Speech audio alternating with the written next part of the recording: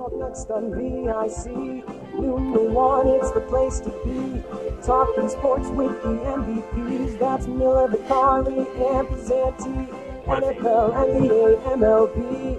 I'm gonna say John Vicari, and then you're gonna say your names. The MVP show where you need to be. Sports radio on VIC. That's MVP. Sundays on VIC. That's MVP. Sports Talk Radio VIC. See, I can't hit the note as well, but that's our new theme. We're in studio for the first time. The MVP show is back, baby. We are live on our YouTube channel, and we're live on VIC Radio. I'm John Vicari, alongside Brennan Miller. And Dan Passante. I like that was a throwback to Nick Friend days. Everyone Yes. introduces themselves. Yeah. Yeah. That's why I wanted to do that. We missed our cues, but that's just what we do. Yeah, that was absolutely on me. I spoke earlier in the show, you know. Of course. But you know what didn't? Everything, but Absolutely. You know what didn't miss though, Brennan? That song. thank you. That song is beautiful. It's collaborative effort.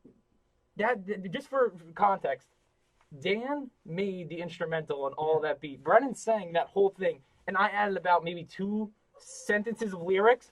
But again, like I'm definitely the guy who recommended for Queen to what is it? The one about the car. I'm in love with my car. I'm definitely that guy in Queen. I think we've established that of our contingency. We just watched, what was that movie? Bohemian Rhapsody. Rhapsody. We just Yes. watched Bohemian Rhapsody a few weeks ago. Yes. Yeah, that is right in the mind, absolutely. And- you have the recommendation, and that's really all that matters. It started the process. Yes. I am that person, Queen. I think we have to hear it again. You know what? Let's do I it. think we do. Another intro. I like it. Up next on VIC, Noon One, it's the You get place the to time be. Talking sports with the MVPs. That's Miller, Vicari, and Passante. NFL, NBA, MLB, NHL, college sports, whatever you need. The MVP show where you need to be. Sports radio on VIC. That's MVP. Sundays on VIC. That's MVP. Sports Talk Radio VIC. See, I can't hit that note, but that is well done. I Look, appreciate you trying twice, though. yes, Yeah, thank you. Our idea was pretty much replicating what was heard on WFAN throughout the years with their jingles, and I think, Dan, that's where you got inspiration from it. But it was way better than what my expectations were. My expectations were just taking Mike and the Mad Dog's theme, replacing it with our names, and then just doing that. That was my expectation. That's how far I made my mind go on that, and you guys blew it out of the water completely.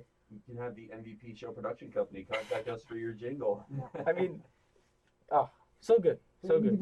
I'm just glad that we have like a custom show. Like we had the custom opening for when we were previously the Nick Friend show. Yes. And now since we've, Nick's left us and gone to the middle of nowhere, Michigan, we had to do the same thing. Get our own custom theme. So I'm a big fan. Ours is better, but yeah, no, of course. So no way to segue out of that, but that is our new theme song, and you're going to hear it every week on VIC Radio. And we might not be in studio; we're in studio every other week because of the COVID rules and regulations, and to get everyone equal studio time. But we're in studio today, and a lot to talk about in terms of sports. And where I want to open is really the main story of this week, and that is Tiger Woods getting into a car accident on Tuesday.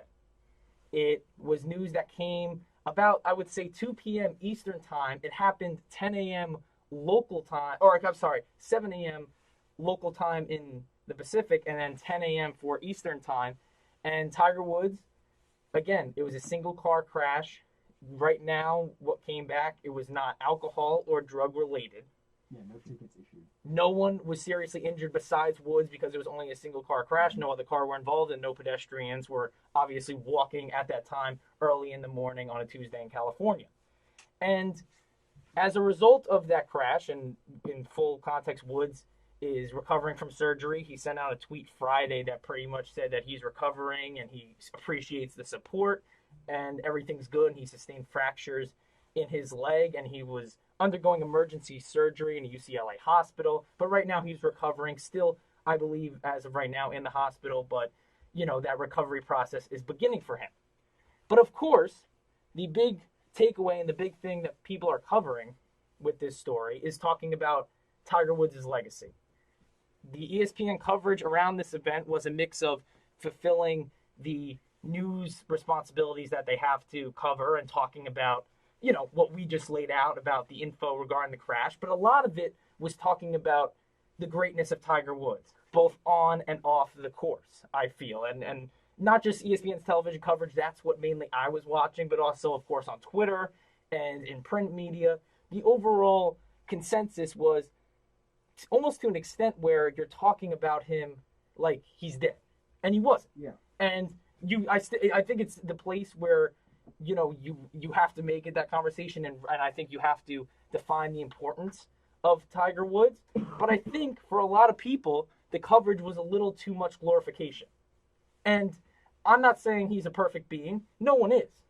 But the way it was presented, it was a lot just, I think, glorifying him. And that's the national media always with Tiger Woods. And we talked about previously on this show how, we would do the Masters updates and I would talk about, Right, as far as golf goes, I mean, he is probably the greatest in his sport of all time. I mean, obviously you can look back and be like, oh, Jack Nicklaus, you can do that with every sport and look at guys and be like, oh, he's not the greatest, there's this guy who did this better and whatever. And every player has their own weaknesses, but he's arguably the greatest golf player of all time. And when you talk about him in a golf perspective, you have to, respect that and acknowledge that. I think as far as, being a good person, maybe that's not the same realm. I don't think you'd put him in the same. You call him the best golfer of all time. I don't think you'd call him the best person of all time. I mean, I know, and he's acknowledged that in the past he has had issues with infidelity. Obviously, he was arrested. I don't want to, say it was sooner than it was, but it was either last year or 2 years ago, with a DUI in Florida. Yes.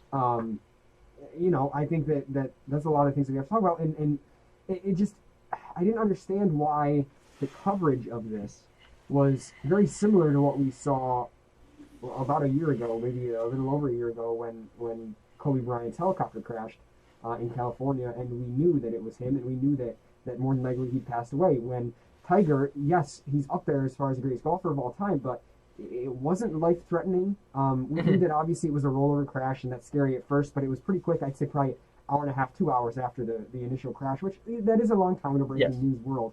But I think in the grand scheme of things, it wasn't that long until people said that, the crash wasn't life-threatening. He'd been transported to the hospital. He was in surgery, but the surgery was not anything that was going to, be a risk to his life. And now people are talking about him being able to come back and play golf again. Yeah. So I don't know. I didn't understand the coverage at the time. That thought process, Dan, I'll let you jump in here, but that thought process of like, oh, when is he going to play golf again next?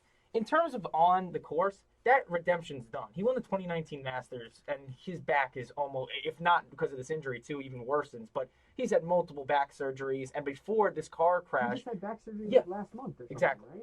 So, and he was talking on that Sunday before this Tuesday with Jim Nantz of CBS about coming back from this back surgery and how it's going to be a steady process, but he's feeling better and this and that. But yeah, I mean, as far as the coverage is concerned, whenever we start talking about when he'll be back on a golf course, that just kind of seems lazy to me. It kind of seems like it's missing the point that if a person, regardless of how great they were, was in a car accident. And I understand why ESPN's covering it, but that, I don't know if that's really the narrative, when he's going to come back. I definitely agree about that. But, Tiger Woods, this is just another chapter in what is a very interesting biography of him.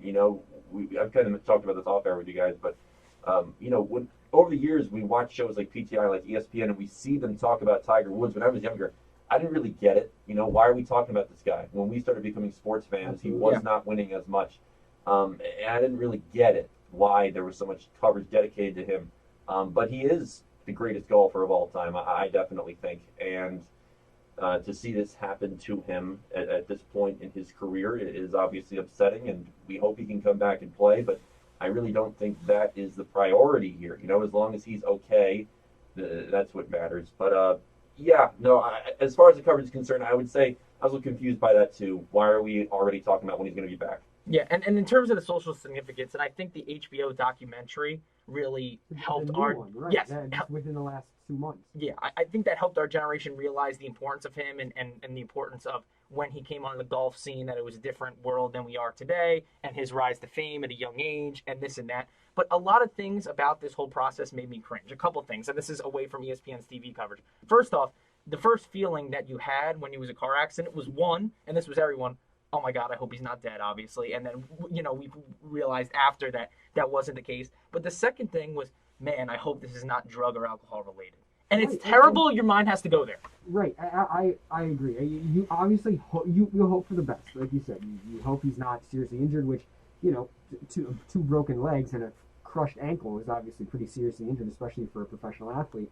But yeah, your mind does go there because, and I know we were talking about it in our group chat. Like, yes, it was 7 a.m, or 7:14 or whatever it was in the morning, and you don't expect someone to be over the legal limit at that point in the day.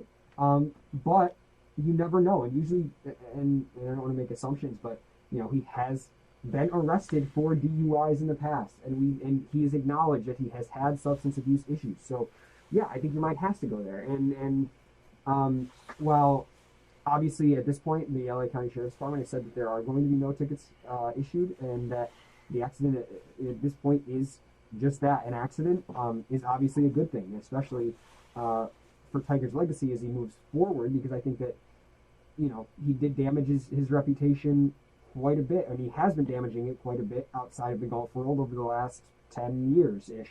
And I think that the fact that there wasn't anything other than just him going a little bit too fast and not being prepared to have to slow down going through a certain area, I think that doesn't tarnish it as bad as it possibly could have. Yeah, absolutely. This is not a legacy tarnishing. No. I don't think at all. Yeah, I don't think we're saying that either. No. Just to make it clear, he got in a car accident. Yes. Yeah, no, and the thing we're talking about with his legacy is mainly because this is what the conversation has been. Yeah. It's not like, oh, let's talk about Tiger at the Masters and let's talk about... It's just like, that's what this conversation around him has been these last couple days. And the other thing that made me cringe, right? So ESPN put out an article, and it said how Tiger Woods has embraced his second act and fallen in love with golf again, right? This was an editorial that was published 2 days after the accident. The article just touches on how Tiger is more open, or has been more open the last couple of years with other golfers about sharing advice, and when they ask questions, being more receptive. And then the second part about it was him and his young 11-year-old son named Charlie, who they played together in a tournament, and it was awesome to see, which was, it was great, and they were playing together, and they looked like they were having a great father and son moment. But the thing that made me cringe was, one, he's getting a pat on the back for opening up now, which, people have their processes, and I respect it, But the second thing that made me cringe, the one with his son, we watched, or at least I've seen the HBO documentary and the whole conversation around his father. His father put him on national TV as a 3-year-old and shaped Tiger into becoming a great golfer. He's quoted at a press conference, or I think it was like a banquet, saying that Tiger Woods is not only going to change the golf world, he's going to change the world. And just in terms of, like humanity and social issues. That's what his father said to him at a young age. I don't think Tiger's doing the same with his son right now. But he is putting his son in a national TV spotlight at a young age of 11 years old and playing golf with him. Now, I don't know the inside information. This is all speculation, and I'm hoping it's positive. But did the kid Charlie fall in love with golf, or has it been a byproduct of his dad? Is it the same thing that happened to Tiger, where at a young age, it was golf was his life, and it's going to repeat itself with Charlie Woods, and in the future, it's going to, again, play out the same way Tiger's life has. And you could go on both sides of this issue. You could look at the positives of Tiger's life, which is a lot of money, a lot of fame, a lot of excellence on the golf course. But as we mentioned when talking about this, there's been a lot of negative too. And Tiger Woods' infidelity in his marriage and incidents like that, that was what his dad did. That's what he did. You hope he learned from his dad's mistakes, and his younger son doesn't do that when he grows older, of course. But Tiger's already following his dad's footsteps and putting his young son in a national spotlight. I'm not saying don't let the kid play golf or, teach him if he's interested in the subject, but putting him on national TV is not something I think we should glorify, knowing that's how Tiger turned out. And everyone in golf is rooting for this. That's the thing that annoys me too. And maybe a little spotlight away from Tiger. This is what the national media wants. This is what the golf world wants. They want to see Tiger and his son and talk about storyline. I mean, you could ask people in the golf world and executives, they're hoping Charlie Woods is the next golf superstar. They don't have that currently. It's still Tiger. Why the national media talks about Tiger is because golf is relevant when Tiger is relevant. No offense to, and I know, Brennan, you could rattle off the names better than me, but Brooks Koepka and Dustin Johnson and, golfers of that like who are very, very talented but don't have that superstardom that Woods has. And none of them have really filled those shoes. And I'm not saying they can't, but they haven't filled those shoes. Charlie Woods would definitely. So, of course, there's people in the national media, including the author of that article, who probably is rooting for the next 10, 20 years about being the career of Charlie Woods as a golfer. So that made me cringe. Not because I don't think the kid controlled his own destiny, but people want him to be his father, and that's what Tiger was of his father, and it just makes me cringe, especially watching the recent HBO doc. Yeah, and I think that buys into a bigger issue, not just in the sports world, but also, I mean, we look at child stars, like Disney stars, how many of them are actually still on television, still relatively famous, or at least still as famous as they were when they were on a Disney Channel show, and the list is very, very small. I mean, maybe like Christina Aguilera, Justin Timberlake, but other than that, I mean, who do you really have that's at the same level as they were when they were younger? I mean, we see it in sports too. I just pulled up a quick list because there's two names that come to mind. There's Todd Marinovich, who was a former quarterback for the Oakland Raiders, a guy that his father literally, when he was a month old, had him doing crunches, like trying to train him. He literally created an NFL level quarterback.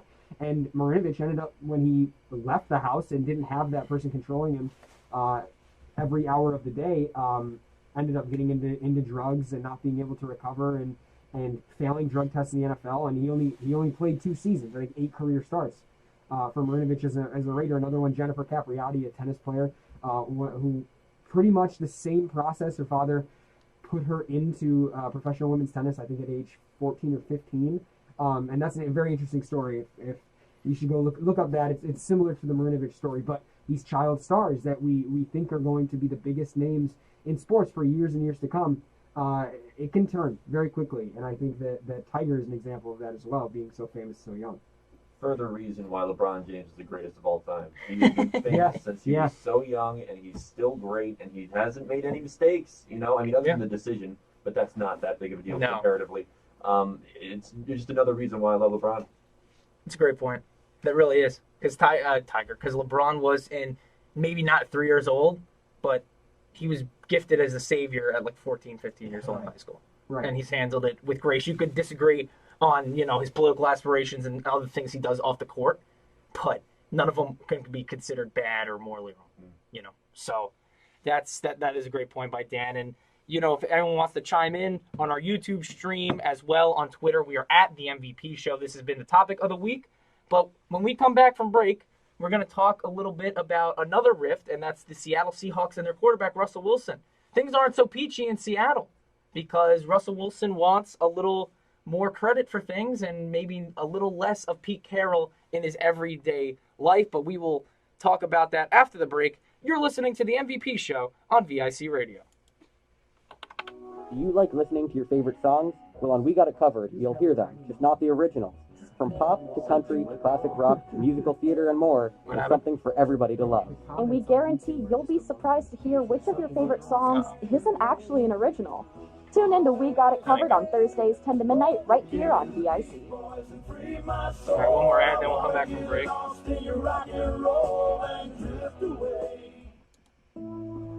God.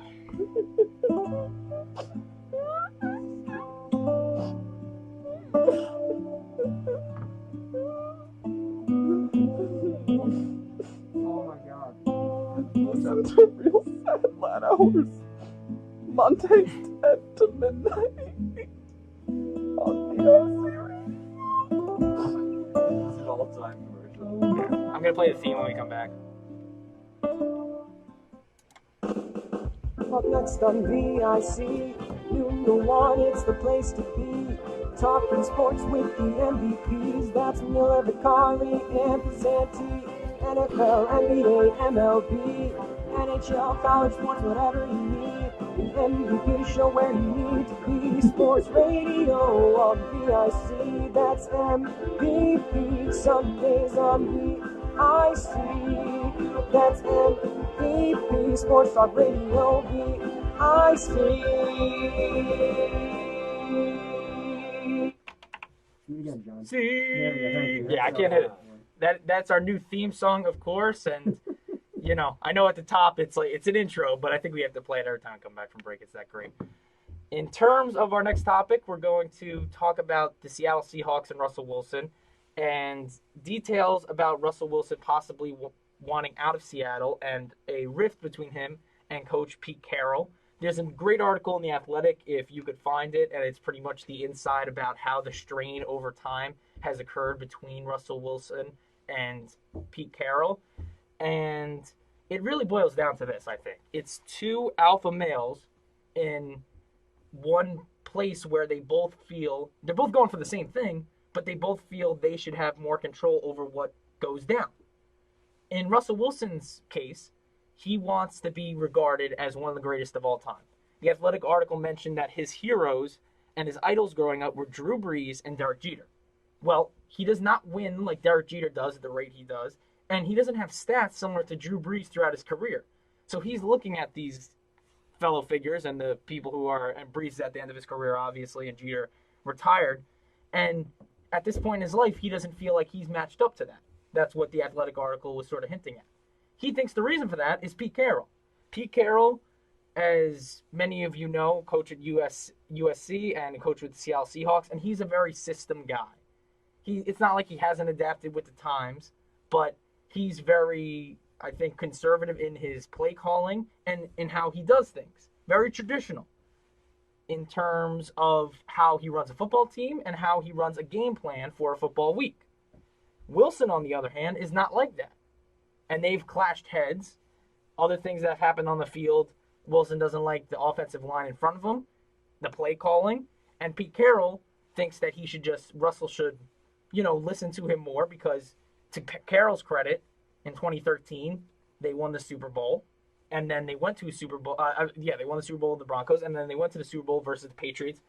Obviously, that last play, as everyone remembers, a play calling decision that really lost them that game with the Malcolm Butler interception. But Pete Carroll got a Seattle team to 2 Super Bowls, along with Russell Wilson.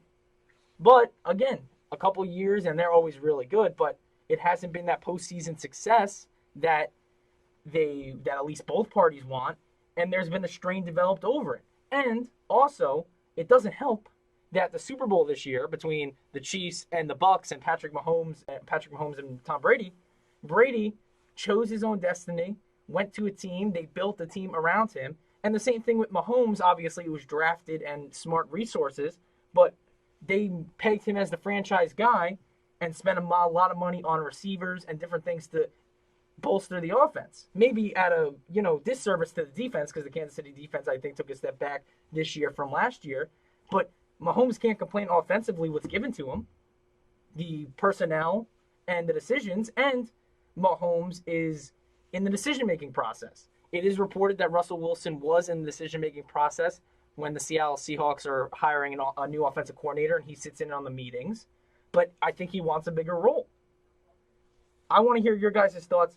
Do you think, and it's similar to the Deshaun Watson situation, by the way, which we talked about, in this modern day and age, should the quarterback have more say on the offensive game plan, the offensive personnel, if they feel they're a franchise quarterback, or should it be all up to the coaches? Brennan, you could go. Well, I think, and this is, going back to what you said about the Super Bowl and the play call in that game, I think it all comes back to the play calling. I think, obviously, Pete Carroll has been criticized up and down to the moon and back about throwing the ball on third down and whatever. You got Marshall Lynch's backfield, yada, yada, yada. We've talked about that ad nauseum. We don't need to talk about it anymore.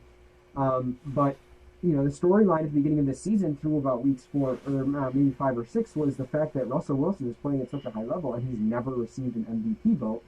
And that how absolutely ludicrous that was for a quarterback who has been, held up in high regards for this long. And then this season, he still didn't receive an MVP vote. Not one. Yeah. So I think that has a lot to do with the fact that at the end of the year, the Seahawks were just predictable. And we heard that from more than one player on the Seahawks team. We heard, obviously, we're hearing it from Russell Wilson right now. We heard it from DK Metcalf during the season. The fact that there were cornerbacks telling him his routes before he ran his routes. So I think that it does come down to play calling.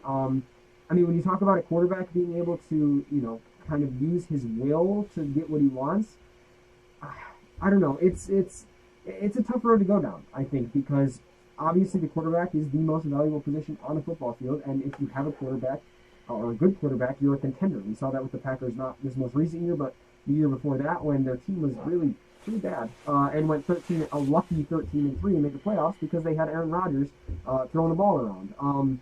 If you have a quarterback, you can compete. With that being said, I think the quarterback holds a lot of power. Do they have enough power to be able to say, because we're seeing it with not just Russell Wilson, but with Deshaun Watson as well, to say, I'm not going to play for this team unless you trade me? I don't know. I'm usually one that stands up for the individual, but then when it's a team that you are contractually tied to for X amount of years, I'm not sure where the line is that these quarterbacks are looking to cross. Well, folks, the NFL and the NBA are two very different sports, as we know. Earlier this year, obviously, the Wizards traded away John Wall, and they got Russell Westbrook in that trade. And now they're 13-18, and Bradley Beal is still with them. He's averaging a lot of points, but they're still not very good.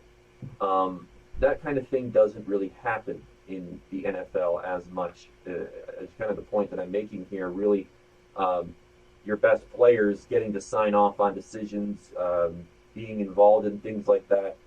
And winning solves everything. Let's face it. The Seahawks are not as good as they used to be, which, I can't really expect them to be at the same level that they were a few years ago. They were an incredible team that went to multiple Super Bowls. And they're not at that level anymore. And obviously Russell Wilson doesn't like that. That's a problem in my eyes. The Seahawks just aren't as good. And now, obviously, Wilson wants to be able to change that himself, but he is not the head coach, and this is the NFL. So that's what happens. They just don't have the same power as maybe other sports do, and he can be upset all he wants. Honestly, I mean, I know it's not a very happy opinion to have for Russell Wilson, but I'm just not very optimistic that things are really going to be changing for him or something's going to happen where he gets more power. Yeah, no, he's set a date, and it's not a public known. It was reported in The Athletic that on April 15th, Wilson and Seattle have to agree to an extension, or he's going to play out his deal and then test the market. And he signed an extension recently, so it wouldn't be next year. I think it'd be maybe a year or two down the line in terms of when you hit the open market. But obviously, not what you want to hear if you're a Seattle Seahawks fan. And it comes down, in my opinion, to hubris, because it's two, again, alpha males struggling over who controls more. What is that thing, Ryan? I don't know. It's a little block toy. I made it into a sitting man. That's amazing. I remember playing with that last year, too. So. Yeah. He's just sitting over here. Okay. I'm not supposed to be touching it. Well, that's a different thing, but I just heard a bang on the mic, and I'm sure people heard that as well. Yeah, sanitize that. Oh my gosh. It's a fiasco now. We went from Russell Wilson, now there's sanitizer on Brennan's computer. That's something, too, you may notice. Obviously, we're wearing masks within the studio. That's the protocol, and there's these plexiglass, which may make it hard to see Dan and Brennan's faces, which, if it was mine, that'd be for the better, but, I'm not right now. Yeah, I don't but understand how bad this hand sanitizer smells. Really? Yeah, I can't smell the mask. Now you're sanitizing the thing. Yeah, very nice. I don't know what that thing is. I don't know why it's in our studio. It's not a part of the sports department. But what are we talking about? Nothing. It was a bang after the microphone after we were talking about Russell Wilson and Pete Carroll. And yeah, no, now it is a power dynamic shift. Oh yeah, it is. Oh, okay. Yeah, it is. That was incredible. I mean, Russell Wilson literally was trying to cross the street and he just got run over by an 18-wheel truck that was full of hand sanitizer. Yeah. That was unfortunate, but we're back on course now a little bit, I think. Yeah, we are. And I think we'll do a break so we could, I guess, recenter ourselves after that. But that's what you get. Over Zoom, honestly, it got a little boring. There's a little excitement to it because anything could happen. And that's why you're listening. And you're listening, of course, on VIC Radio. You're watching on YouTube. It's the MVP show, Miller, Vicari, and Passante on VIC Radio. Having a hard time remembering that girl from Winslow, Arizona? The one with the flatbed Ford. Well, kick your feet up because DJ Dog has got the tunes to help you remember. Every Thursday, 6 to 8 on the Kickback, you can join me, DJ Dog, some nostalgia, some memories, even better, classic rock from the 70s, 80s, 90s, and a whole host of other great tunes. Yeah, I saw that. Right here on Do you want to do that? VIC. What was it? Yeah, I heard that. It's important to make sure your family has a plan in case of an emergency. We talked to this family to see if each of them knew where to meet if they were not together when something happened. I saw it, and I was just like, happened and we were outside the home. We would all meet at the park. That's our meeting point. Our meeting point is at our neighbor's house because she is my mom's good friend. We all have a meeting spot, which is a bus stop. Is your plan any better? To learn more about making an emergency plan for your family, go to ready.gov. This message brought to you by the U.S. Department of Homeland Security and the Ad Council. Up next on VIC, Noon One is the place to be. Yeah. Talking sports. I mean, I could just do a sportsman, but this is That's better. Miller, Vicari, and Passante. NFL, NBA, MLB, NHL, college sports, whatever you need. The MVP show where you need to be. Sports radio of VIC. That's MVP. Sundays on VIC. That's MVP. Sports Talk Radio VIC.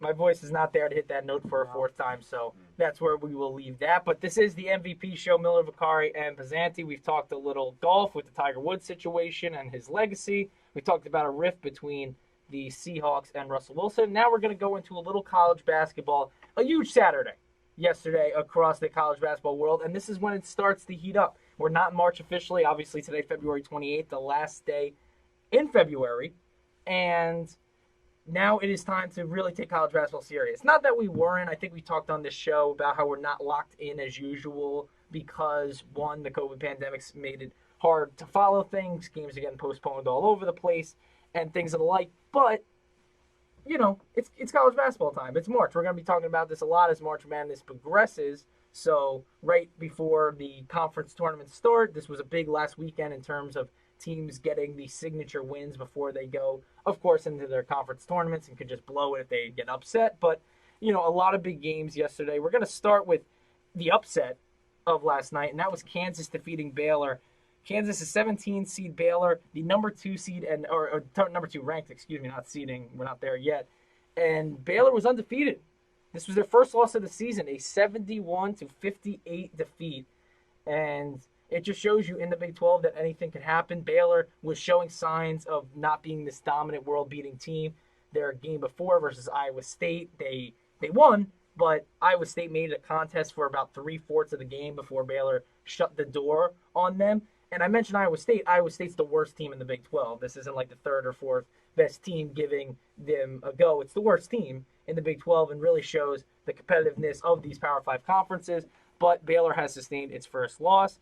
The other two top 3 teams, Gonzaga and Michigan, cruised to double-digit wins against conference opponents. Gonzaga is still undefeated in the WCC, right? I believe that's the conference that Gonzaga plays in. And this might be the year for Gonzaga with Mark Few because, again, last year could have been their year as well, but the COVID pandemic put an end to the March Madness tournament. This might be their year. So Gonzaga, interesting to follow. Another Big Ten matchup, Illinois against Wisconsin. Number 5 Illinois defeated Wisconsin, and there was 3 threes. You got to watch the end of this game if you can. It was a 5-point victory for Illinois in this one, but Dimitric Trice, and I hope I got that name right, in the final 30 seconds hit 3 threes. Illinois, luckily, at the free throw line just kept converting, but very, very close, and they did not go down without a fight. Wisconsin is on that fringe right now where they could be a 6 or 7, but if they don't do so well in the conference tournament, it might just sneak in. They're better than some other teams we're going to discuss coming up, but Wisconsin isn't really, it's not full sails ahead with them. It's still a little touch and go, but this might help, even though it was a loss because they played Illinois really tough. Oklahoma State upset Oklahoma. It was a battle between 2 top 20 teams. Cade Cunningham, who you might remember coming out of high school, he was this big thing, the big prospect in Cade Cunningham. He dropped 40 last night for the Oklahoma State Cowboys. And do you remember it, Brennan? I know the name. You do, right? Yeah. Texas Tech basketball fan, so anything Big 12, you know. Yeah, I mean, I don't like that either of these teams, you know, I don't like either of them win, but obviously one of them had to lose this game, so that I'm okay with. But yeah, 94-90 in a college basketball game, are you kidding me? I know. That's so many friggin' points. Yeah. You may have enjoyed North Carolina upsetting number 11 Florida State in the ACC, and Xavier knocked off Creighton 77-69. This hurts. It helps and hurts St. John's in the tourney because now Xavier has that signature win against a conference team. But St. John's has beaten Xavier as well. So if Xavier jumps in the rankings, St. John's has beaten Connecticut, they beat Villanova, and they've now beaten Xavier. The problem is St. John's has lost to Georgetown, has lost to DePaul, has lost to Marquette. So it's going to be very, very interesting as we go down the line and we get closer to, really closer to Selection Sunday in terms of St. John's. And another New York team who did not help their case at all yesterday, Syracuse lost to Georgia Tech 84-77. Brennan, this is my proposal, and this is really the main gist of this college basketball roundup. My proposal, thank you, Brennan. It's St. John's and Syracuse should be the top seeds in the NIT. That's my proposal because the NIT this year is exclusively at Madison Square Garden. Usually it's just the Elite Eight, Final Four, and the other tournaments happen at whoever the top seeds home stadium is. But to, you know, make it, I guess, COVID safer, it's going to be at MSG. It's only 16 teams instead of 32. I say I don't think they split it up with 4-4-4. I think they do 2 sets of 8s in terms of the seeding. Don't quote me on that, but I believe that's the way it goes. Number 1 seed St. John's, number 1 seed Syracuse, and see what happens. I think that's what the people want in New York. I would rather not play a postseason game than win the NIT championship. Wow. Take that at 19 championship. I 100% believe that. What is the goal of every college basketball team every season? To illegally recruit? No, I'm sorry, to win the championship. To win the NCAA championship. If you're not even competing for that, then what are you competing for? The NIT. Because it's not even second place. It's 65th place. 69th place is the champion of the NIT. That's what you're playing for, a 69th place trophy. Nice. Okay? It literally doesn't matter for anything. I would rather not play postseason basketball than win the NIT. Really? I want to see St. John's play some more. I know the NIT is significantly worse, but Syracuse doesn't make the NCAA tournament, you don't want to see them again. No. This team, and Cuse they've done it for the last, 5 years, since they had, C.J. Fair, or Scoop Jardine on the team. Scoop. Yeah.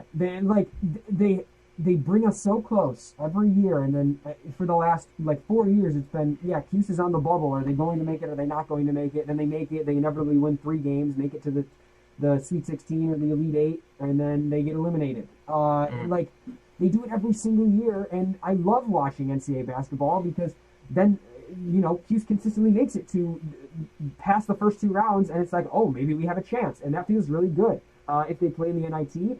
I don't care. I really don't even know what TV station covers the NIT tournament. It could be ESPN. Is it ESPN? Okay. Of course it is. I'm sure it is.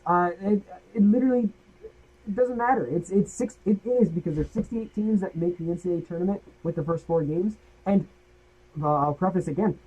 This season they're doing 4 bubble teams. Yes. So if any teams drop out, those 4 teams take that team's place. So really, you're playing for 73rd place. So the 73rd best team in college basketball is going to get a trophy and be able to claim that they're the NIT champions, and that just doesn't make any sense. One thing that I guess I understand why it happens, though, because this is college athletics, and they don't do it in the pros. I mean, I like that the NCAA, tries to pretend that they still, care about, a college student experience, even though they clearly don't. I think that that's kind of adorable, but I do understand that as a perspective of a Syracuse fan. I think we were in 10th grade or 11th when was it Michael Benajay and Trevor Cooney? Those guys went to the Sweet 16 a few years ago. That was so Syracuse. You can really go either way. But I mean, NIT, man. I don't know. I don't watch a whole lot of NIT basketball. But from our roundup, I have 2 takeaways. Number 1, Baylor lost. This is college basketball, not football, so they're still going to make the playoff. Yeah. They're 18-1. Great. The other one is, Gonzaga is 24-0. They have not lost yet. I know a lot of people want to pick them, and they say, "Oh, this might be," and that's true. I don't want to do that thing that a lot of radio people do, but they're like, if they run the table, that's like the laziest thing to say. But anyway, they kind of are running the table, and that's kind of why I don't want to pick them. Because I feel like they're due for a big loss. They haven't lost all year. Yeah. And now we're getting toward the time where you really can't lose. But then the question is, are they that good? Right. And because I did it last year. I picked Virginia to win the tournament, and then they did.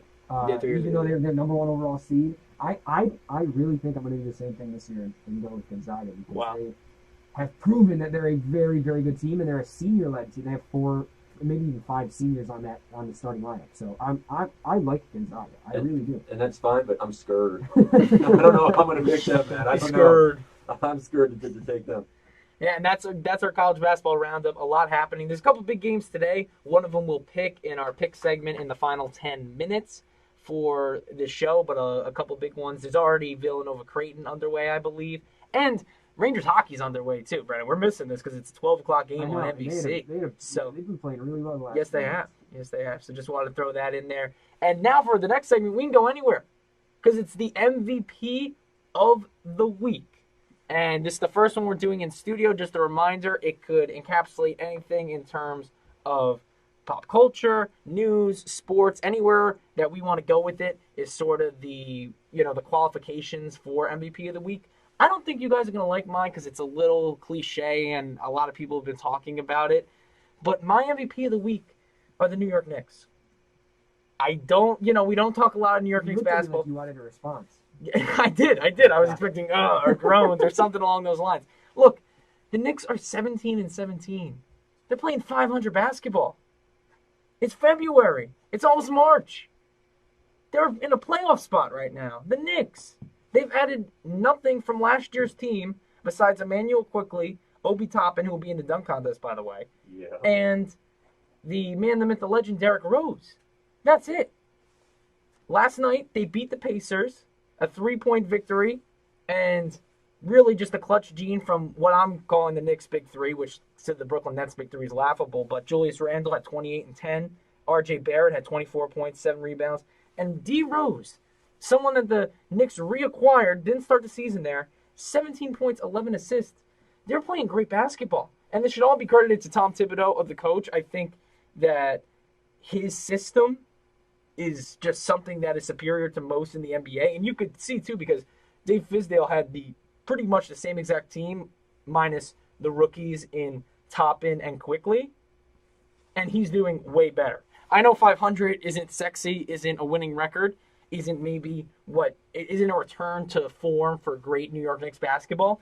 But the recent drought that they've had, the Knicks, and the recent just mediocrity and averageness, 500, which is the definition of average, is an accomplishment.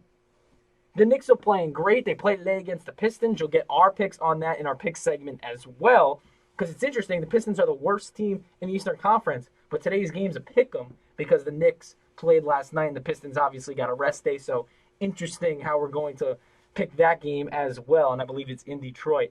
But the New York Knicks have to be my MVP of the week.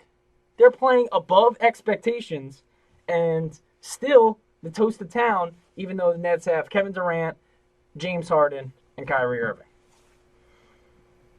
I'll go next. My MVP of the week is broad terms baseball. We play baseball today. There are spring training games. Yes, so we that's do. always a positive. The New York Yankees lineup goes as follows. Oh, DJ gosh. LeMahieu, Aaron Judge, Gleyber Torres, Luke Voigt, Gary Sanchez playing DH. Clint Frazier, Miguel Andujar, Robinson Chirinos, Mike Talkman with Michael King in the mound. But no, that's not my real MVP, but I'm glad baseball's back, so I just felt like I had to mention it. My MVP is Anthony J. Passante Jr. He is the representative of he's the county executive of Oneida County, my home county, which is home to the city of Utica. And there's really one big baseball field in the city of Utica. It's Donovan Stadium at Murnane Field. I just had to get the correct name there. And Anthony Passante sent a letter to the administration of the Toronto Blue Jays yesterday, or 2 days ago. I forget what's the date here, the 23rd. So whenever the 23rd is, so actually it was a little while ago. But sent a letter that became public yesterday, offering Utica's Donovan Stadium at Murnane Field as the home for the Buffalo Bisons for this for this season, because Toronto has had a tough time trying to get their field in order for Buffalo in this AAA season. So the last time that there was AAA baseball in Utica was 1977 with the Utica Blue Sox. Players on that team ready for this. Well, and then they played up to the late 90s. Sure. Players on the Utica Blue Sox when it was a AAA team: Jesse Barfield, David Wells, Larry Walker, Miguel Cabrera, Adrian Gonzalez. So story. Miguel Cabrera? Yes. I'll show you a picture after we get off this. That Miguel Cabrera, that Adrian Gonzalez, and that Larry Walker. Yeah, Hall of Fame. Three future Hall of Famers. Maybe not Adrian Gonzalez. At least 2 future Hall of Famers. So yeah, we might see AAA baseball in Utica, and that is what I am very, very, very, very excited for.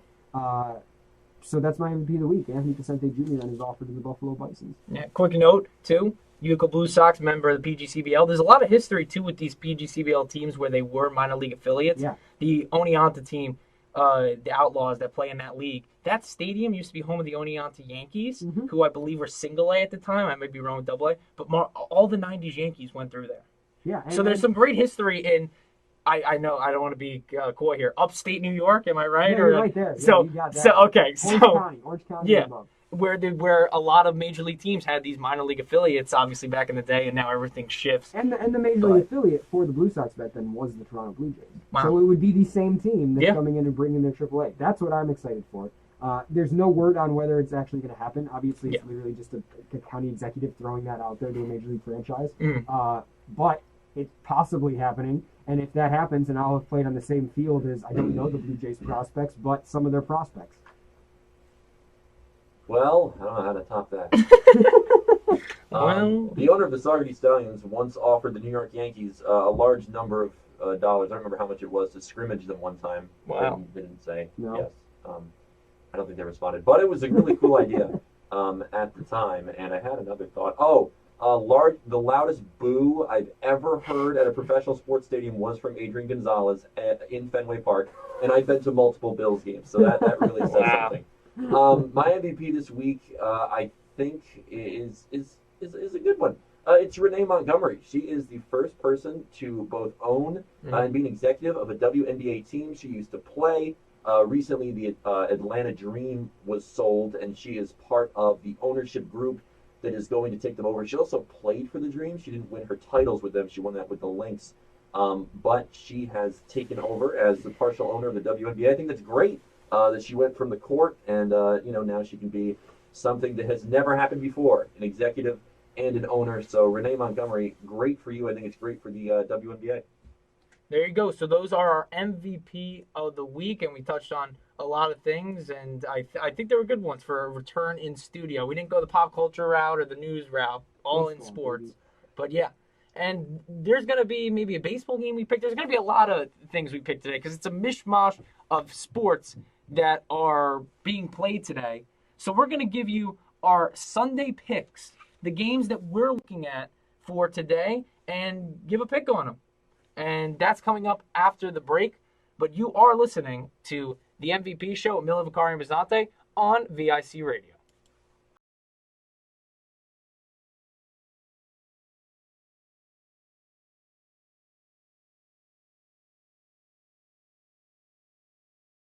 Access to social media, sleep timer, and alarm clock settings, it's all there.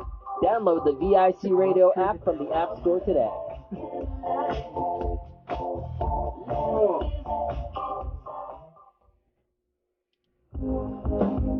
Great song. Yeah. Want to hear your favorite song sung by a different artist? Tune in to We Got It Covered on Thursdays from 10 to midnight, only on VIC Radio.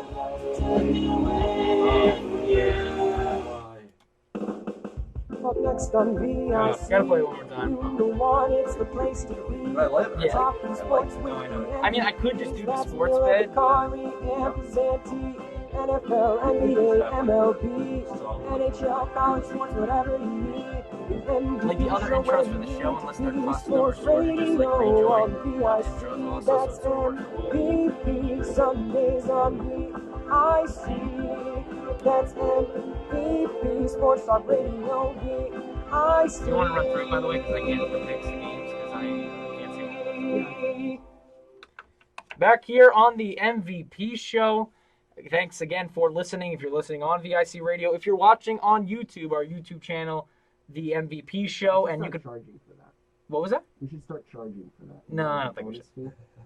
A fee? You want to have a paywall for our show? My mother, yeah. Really? Yeah, no, I don't think so. Okay, maybe not. Our Twitter is at the MVP show. I think we gotta, I'm trying to siphon as much money out of my family while I still can. Hey, I understand that, but And I know she's watching too. Yes. Mom? Maybe some ads. Maybe some ads down the line. I don't know. Definitely not paywall. That is, no one would pay that. All right, but we're gonna pick some Sunday game picks. Still ideas out there. I know, but no, it's a good one. If people want to pay. I mean, if you're willing to, sure, but no, they wouldn't be. We are accepting donations, though. Yeah. Oh, really? Oh, she just texted me. She said not a chance. Wow. Yeah. Okay. The MVP Show Foundation. All right. No paywall. All right. Do you want to run through our Sunday game picks? Yeah, I will. Okay. Today we've got a few games. We're going to go in order based on what time they start, and Yes. this is Eastern time. Just in case you're listening on the West Coast. Yeah, of course. Yankees versus Blue Jays is going to be our first game. It's at 1 p.m. I already read through the Yankees lineup. It's a spring training game. You're going to see a lot of pitchers out there. You're going to see a lot of substitutions once you get in the late innings. But, of course, baseball is back, and so we have to pick a New York baseball game when their New York baseball team is playing. I'm going with the Yankees. I can't not pick the Yankees, as a Yankees fan, and that lineup is just ridiculous. Yeah. I mean, it looked better with Brett Garner in it, I don't know but about that. the Yankees over the Blue Jays today, and I believe they're minus 160 because, of course, there's odds on spring training baseball. I feel like this segment is Dan has to pick the Blue Jays. So I'm gonna pick the Blue Jays. So we can move on now. Well, you could even adopt them as your team this year, Dan, if they do play Buffalo. in New York. I mean, they played in Buffalo last season because of COVID, and that could be the case, this season. Obviously, we don't know, and Brennan mentioned the struggle that they're going through, and I don't think, unless protocols change, that they're going to play in Canada, but maybe they play somewhere in New York and you become a Blue Jay fan. We'll find out. Yeah. The possibility is certainly there. I'm open to it. We'll see. Absolutely. All right, our next game is college basketball. On CBS at 4 p.m., we have number 9 Iowa taking on number 4 Ohio State. Ohio State, 2 straight losses, but they are favored by 3. Iowa, I think, had a loss in their most recent game as well. Yeah. As far as pick, I like Iowa. I don't know if I like them to win or if I like them to cover, but I'm going to take Iowa as the number 9 over number 4 Ohio State. I think they're really cold. Dan, what do you? If Ohio State hadn't just lost their past 2 games, I would like Iowa in this one too, but I think they're going to be angry. So I'm going to take the Buckeyes in this one. Same reasoning for different results for us. Yes. I'm picking Iowa. Okay. You know why? Okay. Because I'm feeling I know a player on the team, Connor McCaffrey, and Luke Garza. I think I know of Luke Garza, but I know Connor McCaffrey. Oh, personally? Yeah. How do you know him He personally? played for the Dutchman I did not know for that. 8 games. Wait, he played baseball? Yeah, and his dad's the coach. Fran McCaffrey's the coach of Iowa basketball. Okay, that's super Yeah. cool. Okay. Right? I didn't know Yeah. that. I thought you were just saying like you knew their names. No, well, I Usually, mean, in college basketball, you don't know any of the actual players. to be fair, there is no one gets that, by the way. There is only those are the only 2 names I know. But I do know them. Same Yes, here. yeah. So All there, right, that's a lot. that is true. That's a lot cooler than I originally thought that was going to be. But I Awesome. like the pick with Iowa. Though. Oh, thank you. And the solid reasoning as well. Of course. Our next game, we're going to go 7 p.m. on NBCSN. It's hockey. Oh yeah. Red Wings versus the Blackhawks. I don't have a line on this one, but it's pretty much 2 basement dwellers going against one another. That's why I put it in there. Okay, Because there's a lot of local games. I'm like, this one's the national one. Right. So Red Wings versus the Blackhawks. I think that the Red Wings reverse retros are not as bad as people think that they are. Yes, they do look like practice jerseys, but I think they look pretty clean if they actually wear them on the ice. For that reason alone, I am picking the Detroit Red Wings in the national slate on NBCSN over the Chicago Blackhawks. John. Well, Red Wings are one of the worst teams in their division. Yes, they are. They would be the worst team in the East if that's how. But obviously, with the new NHL season, the divisions are different. The conferences pretty much don't exist. So Detroit's pretty bad. Chicago's also not great. No, they're not. For that reason, I'm picking Detroit. All right. I think in a national spot, they're going to step up a bit. Again, not a lot of logic or a stat I could throw out there to why. But I'm picking the Detroit Red Wings in this one, and I'm sure Dan's going to give us some more brilliant insight on hockey. I'm going to take the Red Wings to the cooler name. But earlier this week, I watched the Oilers play the Canucks on the NHL Game of the Week that I got to watch, and that was really cool because I got to see Connor McDavid score, and I had never done that before, watch Connor McDavid do anything. So I think I got to watch more hockey, and that was all I'm trying to say is hockey is a lot of fun. Yeah. And it was fun to watch, and that was a cool game. And I tried to, You asked this like a few nights ago. We were watching a hockey game, and you looked. It was when the Avalanche were playing the Golden Knights, and it was that postponed game. Dan looked at us during the game at midnight, and he was like, "So, if I want to become a hockey fan, where do I start?" And I'm like, "Dan, I am so happy that you just said that." Yes. The Sabres. Yes. And then our last game. This was going to be on MSG. John, you already mentioned it. It's the New York Knicks hosting the Detroit Pistons. The Knicks, you said it was a pick 'em earlier. In the sheet, you have them as -1. Yeah, I think it updated to a pick 'em, but around there. It might have by the time. That's at 8 p.m. Tip-off. John, I'm going to go to you first because you are the resident Knicks fan. Yeah, I am, which is sad because they're they're low on my totem pole. But look, Detroit's the worst team in the East. They have Blake Griffin, who wants to be somewhere else, and there is a little personal vendetta here because they have Dennis Smith Jr., who's actually been playing well for the Pistons, and that's who the Knicks traded for in the Kristaps Porzingis trade from the Mavericks, and now he's with another team because things did not work out for DSJ in NYC, so he wants some redemption. He's in Detroit. I think he is a talented guard. There just hasn't been a great fit anywhere, unfortunately, for him. Saying all that, I think the Knicks, knowing they're 500, knowing they could have a winning record for the first time really in forever, that they could have a winning record, they want to follow up a strong performance last night. I don't think it's going to be a letdown game where they were so pumped for Indiana last night and then they just come back to the surface against Detroit and falter. I think they're going to win. Not a lot of insight, again, that I could give you in terms of X's and O's. It's just that Detroit are bottom dwellers, just like the Red Wings are. Beat both Detroit teams. I'm sorry if any Detroit fans are out there. You don't have much to look forward to in any sport, really, because the Tigers aren't great either. But I don't think you're going to get a Pistons win tonight. I think the New York Knicks take care of it, and they get the dub. Yeah, I mean, unfortunately, the Pistons smell. So I'm going to take the Knicks. But you want to hear something hilarious? Julius Randle is averaging 23.4 points per game. He's an all-star. He's shooting 48% from the field. What are these other hilarious stats? He has how many assists this year? 5.5 assists a game? Do you people realize how insane this is that Julius Randle is having this good of a season? I think it's hilarious. I think it's amazing. For the sake of Spike Lee and Paul Brecht, I'm taking the Knicks. Yeah. First Knicks All-Star since Carmelo Anthony. Since Kristaps Porzingis, who I mentioned earlier, for the Knicks. And the Knicks are going to have some involvement in All-Star Weekend. You got him, and you got Obi Toppin, as I mentioned in the dunk contest earlier, and I think that's all the games we have, right? Correct. It is. I didn't give a pick for the basketball game. Oh, yes. But I will not give a pick for the basketball game. Instead, I'm going to do two quick picks. I'm going to do, let's see, Kevin Harvick to win the Dixie Vodka 400 today at Miami Homestead. And then I am going to pick BVS JV Boys Volleyball to beat Oneida because my brother has a game today. And that's my second pick of the day, and I think that Nolan Miller is going to go off. That's awesome. That is awesome. And I think this was a great first in-studio show. You heard our theme song if you're listening on VIC Radio or you're watching on YouTube. Brilliant job done by both of you. It really gives our show a great identity and is a good listening experience if you're doing it on VIC Radio. For YouTube people out there, do both. If you're in the car, listen on VIC Radio. We won't make you pay. Absolutely. Yeah, no, the paywall was a joke. So please listen. And there's a lot of great shows on this station, not just us. There are a slate of shows from 8 a.m. to 2 p.m. on both Saturdays and Sunday on this station. And we have one coming up next. It's actually the debut of Follow the Herd with Matt Cain and Connor Wood. So that's next up on VIC. But this has been the MVP show. For Brennan Miller and Dan Passante, I'm John Vicari. Enjoy the rest of your Sunday.